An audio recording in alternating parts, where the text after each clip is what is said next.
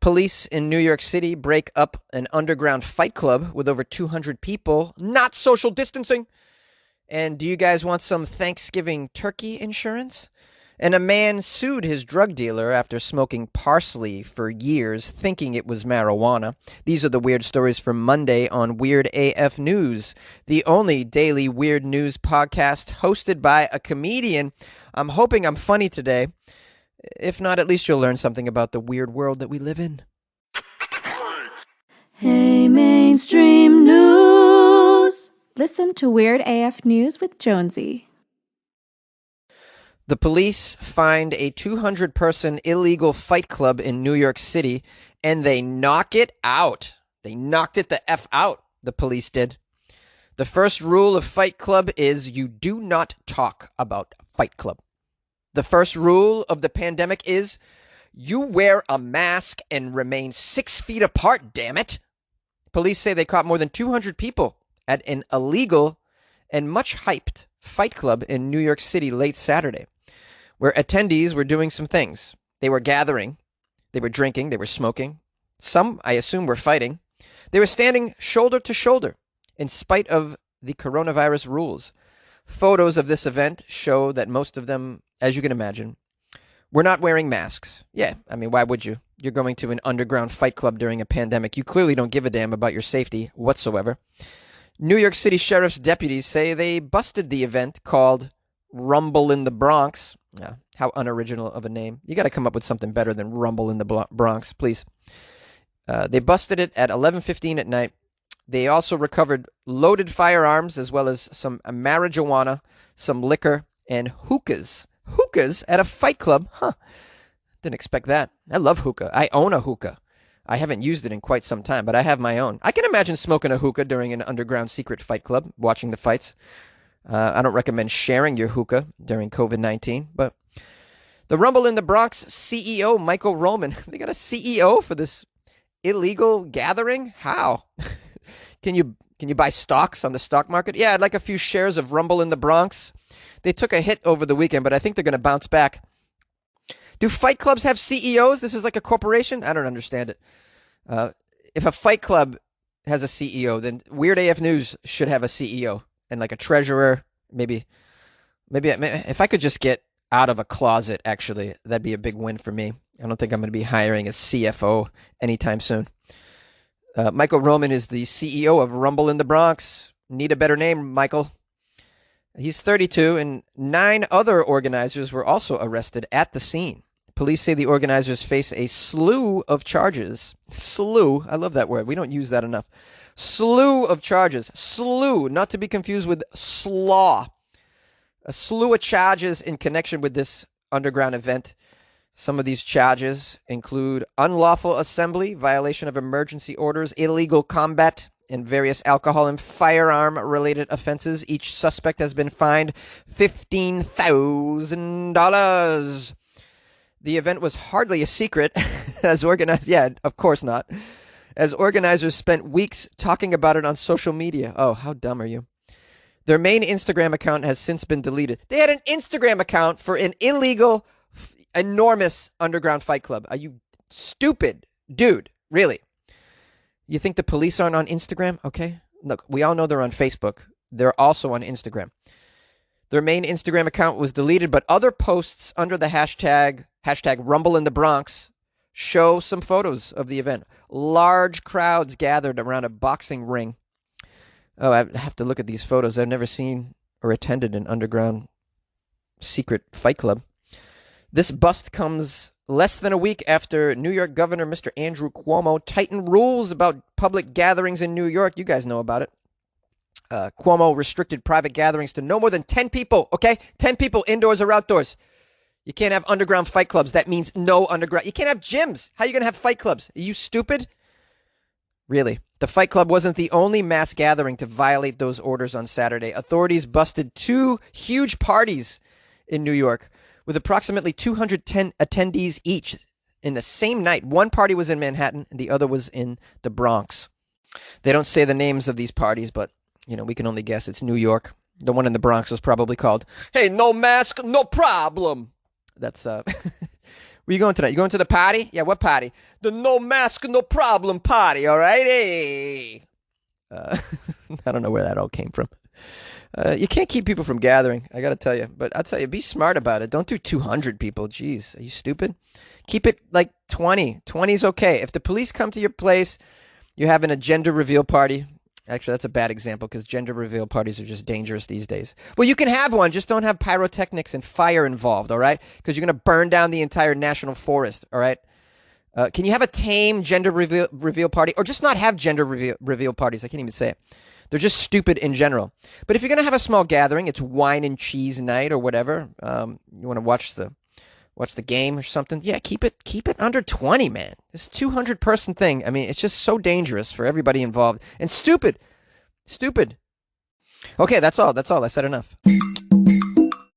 Do you guys have Thanksgiving insurance? Maybe you should think about getting Thanksgiving insurance. Where do you get it, Jonesy? Well, Whole Foods and Progressive are teaming up to offer Thanksgiving insurance. I have no idea what this is. Are we even having Thanksgiving this year? That was news to me. I thought it was canceled. Whole Foods has teamed up with Progressive Insurance Company. You know that annoying one with the terrible commercials with Peyton Manning? Oh, God. I'm so anti-progressive just because I'm tired of Peyton Manning. They say that this might be the strangest combination, this Whole Foods Progressive Insurance, that will appear this Thanksgiving. Barring your aunt bringing her seafoam salad this year. That's not very funny, whoever wrote this article. I'm going to skip over these jokes. These two come together to roll out the very first ever Thanksgiving Turkey Protection Plan. The Turkey Protection Plan, which will protect you and your loved ones from eating a bad meal. How are you going to do that, man? I mean, it's either a bad meal or it's not. And by the way, meals are subjective, last I checked. Taste is subjective. What one person likes, not everybody likes. It says here, or at least an overcooked, undercooked, burnt, or dry turkey could be covered, according to the Whole Foods website. The turkey insurance is available when customers purchase a Whole Foods Market turkey, starting Wednesday through the Sunday before Thanksgiving. In order to redeem the insurance, let's see what you have to do. Do you have to have a video of your family throwing up? Is that how you get the insurance? I mean, they just don't want to pay out, these insurance places. In order to redeem, quote, it says here, just in case you commit a turkey cooking fail, the home's chefs will need to provide their Whole Foods Market receipt, a picture of the turkey fail, and an explanation of what went wrong to the grocery store claims adjuster. If the claim is approved, Whole Foods will send the customer a $35 gift card to the store. Wow. Yeah, like this, like they're going to actually do this. I love how you have to take a photo of the fail. Here's the photo of the fail. It's everybody at my house with food poisoning. How about that? Is that good enough proof, Whole Foods? A picture of the turkey fail. Here's my burnt turkey. So I guess if you burn your turkey, I guess you can blame it on the store. This seems very strange. Why do I just assume the insurance claims adjuster is going to deny your $35 gift card? I just assume that that's going to happen. I don't trust insurance companies. I just can't. Here's a quote from them. As we anticipate more smaller Thanksgiving gatherings and first-time cooks tackling turkey preparation this year, the Thanksgiving Turkey Protection Plan allows customers the freedom of culinary exploration, knowing all is not lost should their cooking go astray. Vice President of Meat and Poultry at Whole Foods. This is a Vice President of Meat and Poultry. That's your position, sir? Wow. I'd imagine he's very hairy. I don't know why. I just imagine the Vice President of Meat and Poultry, Theo Weaning, is a hairy man. He said it in a press release. We want to help customers rise to the occasion and take on that turkey. Take on the turkey with confidence for a less stressed Thanksgiving meal preparation. You know, just get to it, the preparation. That's my impression of the vice president of some meat and some poultry. Although maybe he talks like this. Let me try again. I'm going to do a take two. We want to help customers rise to the occasion and take on that turkey with less confidence for less stressed Thanksgiving meal preparation. Yeah, that was terrible. That was if a chicken was talking. But, you know, it's hard to do it. It's hard to do a read in a chicken voice. You got to give me some credit there. Well, there you have it, guys. If you're a first-time turkey cooker, turkey baster, turkey fryer, whatever you're going to do to the turkey in a week or so, you might want to buy the turkey insurance plan, turkey protection plan. Here's the thing, though.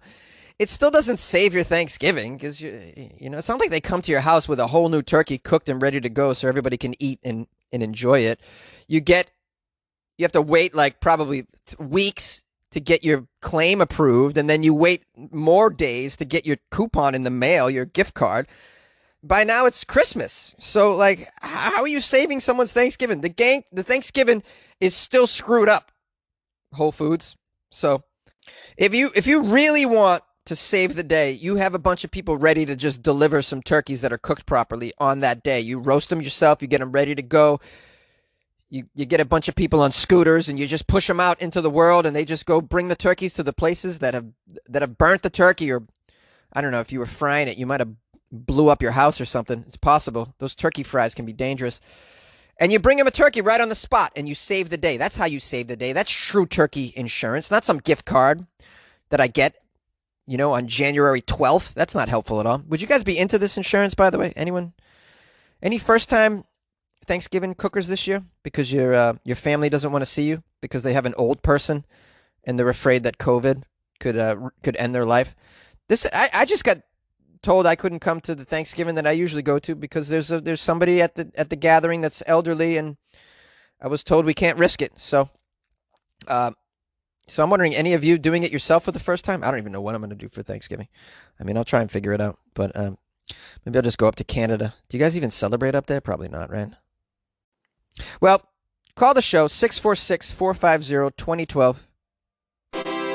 You like podcasts? You're listening to my podcast. Maybe you thought to yourself, I'd like to make a podcast. Too difficult. No, not with Anchor.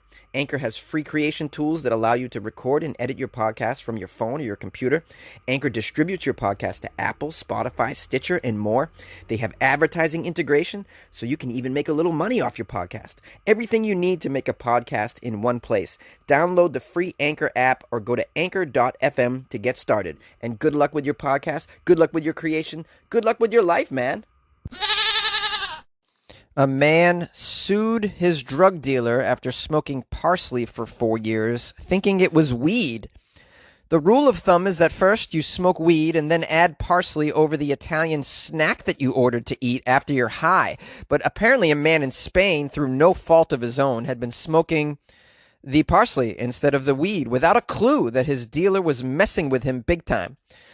It says here, no fault of his own. Yeah, that's your fault. You smoked parsley for 4 years? You don't know it's marijuana? Clearly your fault.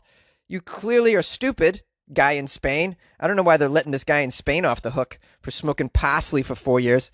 No, your fault. You shouldn't be able to sue a drug dealer. Can you sue a drug dealer for selling you something that isn't real? I mean, what kind of world is Spain? I need to find out some more information. According to the media, the 28-year-old went to the police in Murcia, Spain, and gave his statement against the clear injustice that was done to him by his drug dealer. He said, quote, "The truth is that the smell was too familiar to me, but he told me that it was a new variety of weed, and so I could smoke it at home because nobody suspect. But over time I realized that I did not notice any effect when consuming this alleged marijuana. So I discussed it with some friends." Wow, 4 years? 4 years it took you to realize that you had no effect? You should have realized on the day that you first smoked it that it has no effect and that it smells familiar to you. Okay? Pal, I don't know why I gave him an Italian accent. It's just, he's in Spain. I don't know what a Spain accent sounds like. The guy also knew that people would laugh at him, but it didn't matter. He says the hurt is real. He said, "Yeah, I do not care if people find out. I want him to return all of my money I invested." The police saw the funny side of this incident as well, and they said, this is my impression of the Spain police, "He arrived indignant and told a colleague that he wanted to file a complaint against a drug dealer. We attended to him, and that was when he told us all of the facts. Well, we hope he gets justice, or at least a better dealer." Is this story even real? I can't imagine this is real. How can you go to the police in Spain and say that you're being duped by a drug dealer and get any help whatsoever? I mean, Is marijuana that legal in Spain? I mean, I can see this happening in like Denver or something. But I can't see this happening in Spain. Anybody live in Spain? Listen to this show? I don't think so at all. I have a friend in Barcelona named Carolina. We worked at a restaurant together in Salem, Massachusetts, way back in the day. I wonder how she's doing. I think she's a psychologist. Carolina, Cat, we call her. Are you listening to my podcast? Probably not. But I'm curious about these weed laws in Spain. How lax and comfortable are you with weed in your culture that you could just go to the police and say, I've been sold parsley. I've been smoking parsley all these years. Arrest this guy. He's selling parsley. And by the way, all the coke is, I don't know what it is. I think it's baking soda. Can you go get him on that charge as well? I mean, is this what's going on in Spain? I mean, I've dreamed of the idea of laws that protect the drug consumer. I didn't know that there was a place where they have such laws. Well, as a drug user and a drug consumer, a drug purchaser, the customer, I have rights. Is there some sort of organization to protect these rights? I can't. I mean, it's like you show up and you're like, hey, man, I bought some like magic mushrooms and they weren't very magical. So like, can I get a lawyer or what? Yay! Hey, thank you again for supporting the show. I appreciate you. I appreciate all my listeners. I hope you had a nice weekend. I hope you enjoyed those Florida Friday stories. We had a good time. Thanks to everybody who reached out to me over the weekend. I'm going to publish some phone calls after this. And I got some nice shout-outs that I wanted to get to. Sarah Lavoie left me a video on Facebook. It's a long video of her smoking weed during a Canadian sunset, and just kind of talking to me, giving me compliments, asking me questions. It was really sweet, very touching, and it really cheered me up. So thank you, Sarah. Just another reason why I should be moving to Canada is just all the nice people up there. We have an email from Casey. Casey McKnight sent me a Florida article and wrote, my name is Casey McKnight, and I listen to your podcast daily. Here is some ammo for your next Florida Friday. I live in Tampa. Keep it up, brother. Fun to listen to you. Keep rocking the closet. Yeah. And by the way, hearing from a Floridian is just marvelous. I've been to Tampa a couple of times. I wrote Casey back and mentioned that when I think of Tampa, I think of disc golf. It's the only place and the first place I ever played disc golf, and I just loved it. I thought it was so fun. You carry a beer around in one hand and your discs in the other. And shout out to my buddy Nate, Nate Lippy, who lived. I don't know if he still lives in Tampa, but I went down there to visit him. Nate was is a celebrity chef of some sort, and I met him in New York. And yeah, I went down there a couple times, and Nate cooked me some cool food and took me disc golfing, and I'll never forget it. I'll never also forget how stupid humid it was in Tampa. I mean, it was ridiculous. I was there in like July or something. Oh my goodness. Just kill yourself, seriously. How do you people do it? I don't understand.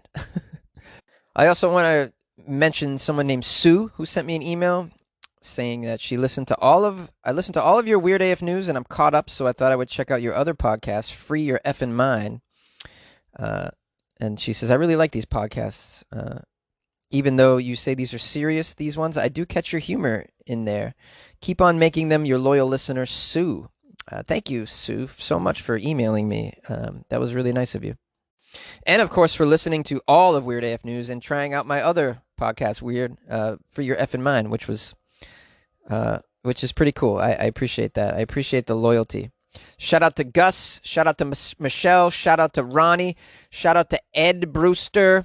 All of these people sent me some articles over the weekend, so big shout outs to y'all. Like I said, I'll publish some phone calls, and I want to once again remind everybody about the Patreon, patreon.com/weirdafnews, where you can support the show. Support the comedian that records in a closet for you 5 days a week. Why not? Do that. It takes a lot of energy to do this 5 days a week. You think I want to? You think? Like, what do you think? I'm on all the time? No, I gotta get myself up for this stuff. I gotta get it up. Sometimes it's get it up. I gotta get myself going for these things. Come on now, support the show. Patreon.com/weirdafnews. Keep me caffeinated. Keep the electricity on. Get me out of this closet someday. That would be pretty sweet. I love you all, regardless. If you can't support the show that way, you can always support the show by just listening and maybe telling a friend. That's always nice. I appreciate all of you. I hope to hear from you. Reach out to me on Instagram at FunnyJones. That would be pretty cool. And I got a project coming up this weekend. I'll tell you about that maybe later in the week. But it should be pretty cool. And you can follow that on Instagram. Hey, Jonesy. This is John Luger Kellenkamp. I've listened to you from time to time, over time, and I've heard about those industrious Japanese people and the things they come up with for lonely people, like your grandparents or family members that might be alone. Things that'll keep them company, like a robotic animal, maybe to give to your grandparents so they're not alone in the house. And I really like the idea of this latest thing that they came up with, this sort of disembodied hand that you can take with you when you want to take a walk. It's got even a sweaty palm. You know, you can just hold on to this hand and take a walk, and that way you feel like you're not walking alone. Maybe you can sit down on the couch and hold that hand while you're watching TV so you feel like you're sitting with your loved one. So I think I'd recommend this partner hand instead of the animal. But you know, I guess I'd say that you find yourself all alone, and then you find yourself by yourself. Then you wanna pick up your disembodied hand and say, talk with me, walk with me, somebody please walk with me. Yeah, everyone needs a hand to hold on to. Everyone needs a hand to hold on to. Don't need to be no strong hand. Don't need to be no real hand. Everyone just needs a hand to hold on to. Good luck, Jonesy. Take care. Everybody stay safe. Jonesy, it is Gus from Rochester, New York. I know why that girl keeps masturbating outside of the places, the 7-Eleven and then the Popeyes. Recently, Dr. Jennifer Landon suggested, and this is reported by The Sun, the UK little newspaper, that a little self-love during quarantine can help you fight off the coronavirus. And it is actually true that masturbation can increase hormone levels, which can in turn increase the immune system's response, which so could then lead potentially to maybe helping not catch it. But, I mean, so I say let's all masturbate. So she's masturbating before she goes into the store thinking it's going to protect her. That's my idea on the subject, at least. So let's all get out there and just start flicking each other's veins and twiddling each other's tangles. I don't even know what that means. All right, peace. Hey, this is Joshua Taylor. I was listening to Weird AF News. I wanted to comment on the robotic hand that you hold for your, simulated relationship. I think the angle that nobody's probably thinking about here is what's holding that hand up? When you're holding that hand, it's going to be sagging down, and that makes me think of lolicon, which you don't know if you don't know what that is, you're either not from Japan, not into anime, or not a pedophile. Anyway, thanks, man. You do a great show. Bye. Hey, Jonesy, this is Jasmine in Denver, formerly of Florida. And I have never called the show before, but I thought I'd give it a try. A couple of your stories made me think of other funny things that have happened. Weird things, of course. Your story about the porta potties that were catching people speeding. My husband makes fun of me because I've gotten multiple tickets. He's never gotten one. I always make fun of him for being a Boy Scout and being perfect. But one day we got a letter in the mail, and it was from the traffic department, and it had his name on it, and I was like, you finally got a ticket. I was celebrating. I was having such a good time. And then he opened it, and it was his car, but it was a picture of me driving with like this look of horror on my face because I think I had just spotted the radar van. In Denver, we have vans. And we were in the mailroom of our apartment, and he laughed so hard that he fell on the ground and peed himself a little. It was great. I was very embarrassed. I continue to get tickets. I just got one the other day. It's terrible. But yeah, and then, like I said, I'm from Florida originally, and so I did a lot of volunteering and phone calls for the Biden campaign. Of course, we lost Florida, and somebody on our campaign sent out an email saying, we've got to realize, guys, that Florida's like a bad boyfriend. And he keeps telling you, like, baby, I'm going to change. I'm going to be different this time around. And we keep believing him, and we put so much effort and time and resources into him, thinking that we can fix him because we're smart and we're great and we're going to make him see the light. And then he always goes back to his trashy red state girlfriend, and it's just awful. And we have our hearts broken. And when are we going to learn? When are we going to say, enough Florida, forget you? I will say, though, they just voted to have the minimum wage increase to $15 an hour. So every once in a while, Florida's like, I don't know, messed up enough that they accidentally make a good choice. Don't really understand their deal. And then the last thing I was going to tell you, I am a teacher. I work with students who are blind in Denver, and we have been working on technology, and with some of our older students, we have them call customer service to practice getting help. And to get out of our building, you have to dial 9, and then it's a 1-800 number. And we had this student that for years, she would dial 9, and then she would dial 1 to get out of the building, and then she'd go back to look at the phone number and see the 1-800, dial 1 again, and we would call 911 a couple times a week, to the point where they would she would hang up, and then they'd call the school back, and eventually the office just knew to be like, it's the blind kids again. Call in 911.